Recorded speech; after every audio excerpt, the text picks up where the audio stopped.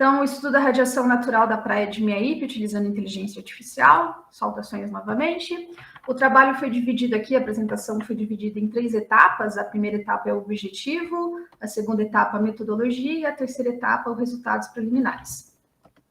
Então, o objetivo é discutir a variação espaço-temporal da intensidade de radiação gama sobre a praia de Miaípe com a inteligência artificial. Para isso, a gente vai utilizar medidas de campo, vai tentar estabelecer como que a variação da radiação gama está relacionada com as variáveis meteorológicas e, a partir daí, aperfeiçoar a previsão da intensidade de radiação gama. Metodologia, como estamos fazendo? Dividir em 2 partes aqui para a gente conseguir entender. A gente colocou aqui a parte de inteligência artificial, a parte de definição, redes neurais, e a parte de implementação, o que foi usado e como que foi discutido os resultados.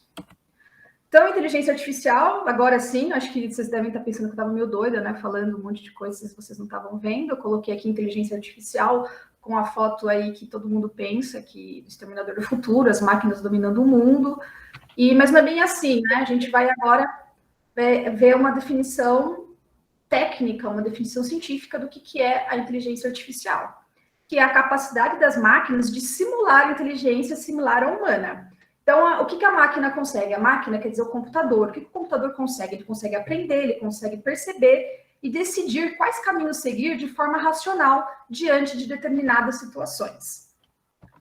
Então, o sistema, o computador, ele absorve, analisa e organiza os dados de forma a entender e identificar padrões de todos os tipos. Então, a gente coloca uma programação de ordens específicas sobre um padrão enorme de banco de dados, que é o que a gente tem em Miaípe. A gente tem uma quantidade aí razoável de dados que dá para a gente utilizar a inteligência artificial.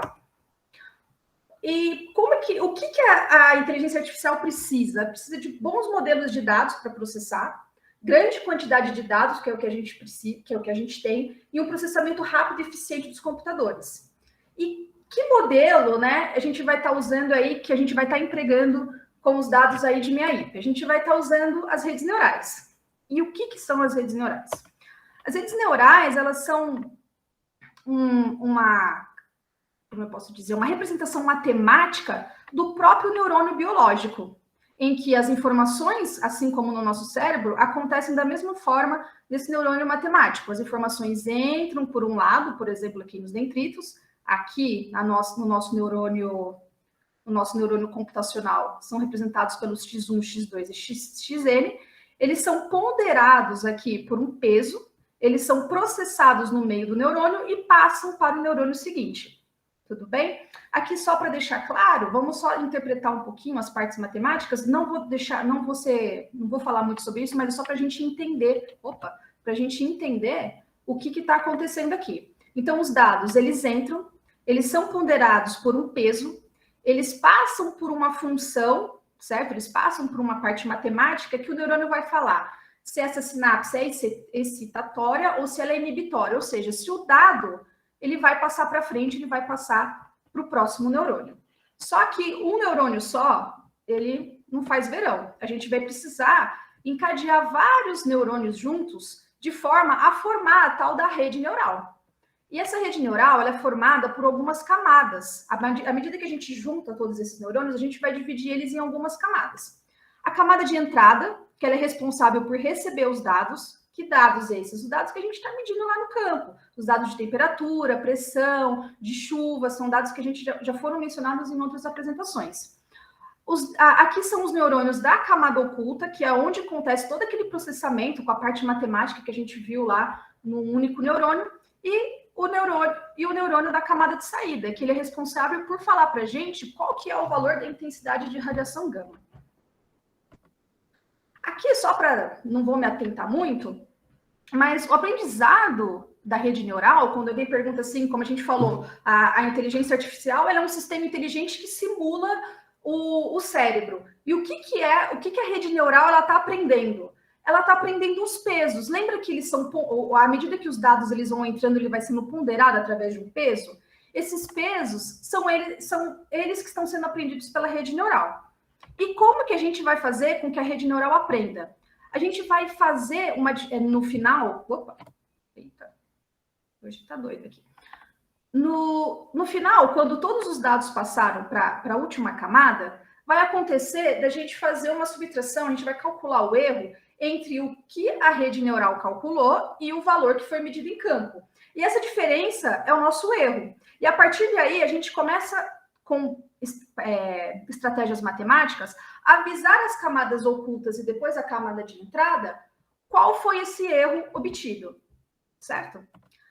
Então, só para a gente deixar aqui mais ou menos explicado, aqui a timeline do treinamento, no pré-processamento a gente escolhe as variáveis, que são as variáveis de entrada, que são aquelas variáveis que estão sendo medidas em campo.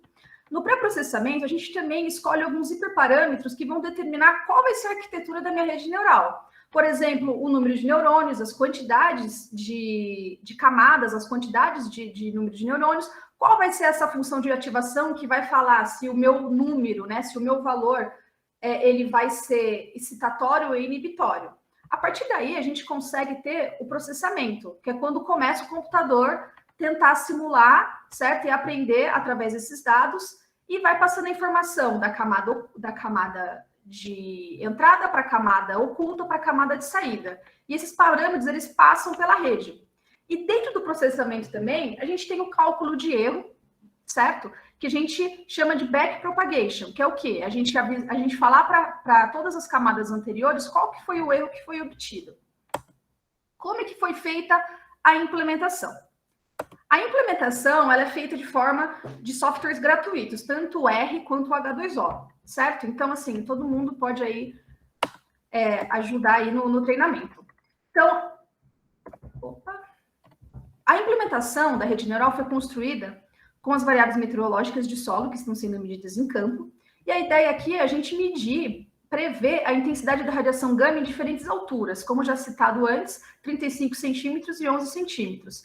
E essa rede neural ela foi treinada a cada passo de hora, porque a radiação gama está sendo medida em tempo horário, certo?